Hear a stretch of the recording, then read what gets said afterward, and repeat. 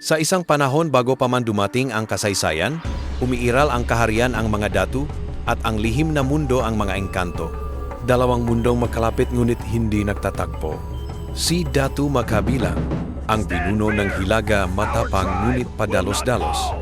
Samantalang si Datu Lacanpuro, ang pantas ng timog, ay naniniwala sa kapayapaan. Isang gabi, nanginig ang kagubatan, isang nagbabantang pangitay. Ang mga engkanto nagmamasid mula sa anino. Ang sinaunang kasunduan nasira at ang mga datu naghahanda para sa isang digmaan na hindi nila naunawaan. Lumara, the Queen of the Encanto, siguradong nilabag ang kanilang mundo. Sa ilog na ramay unang nagtagpo ang dalawang hukbo at ang unang putok ng digmaan umalingamngaw.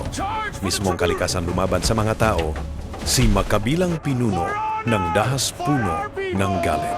Ngunit ang kapangyarihan ng engkanto ay higit sa dahas ng mga tao. Hanggang ang kagubatan mismo bumagit na sa digmaan at dumating ang pantas nagdala ng katahimikan. Sa lumang kasulatan may nakatagong kasalanan.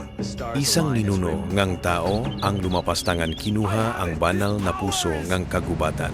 Kaya't sila'y kumilos hindi sa galit, kundi sa paghahanap ng hustisya. Ipinanumbalik ni Lacanpuro ang ninako na puso ang kagubatan at muling nabuhay ang koneksyon dalawang mundo. Ngunit may isa pang hindi handa sa kapayapaan. Ang reyna hindi gumanti nag-alok ng hamon ng karangalan. Isang laban upang tapusin ang dugo, hindi upang dumagdag. At sa dulo, siya ay tinalo, ngunit tinulungan. Ang tapang ay hindi laging nasa panalo, kundi sa pag-amin ng pagkakamali. At tuluyang nabuo ang bagong kasunduan. Ang kagubatan ay muling yumabong. Dalawang mundo sa unang pagkakataon nagkaisa at ang alamatang digmaan ng mga datu at engkanto naging alamatang kapayapaan.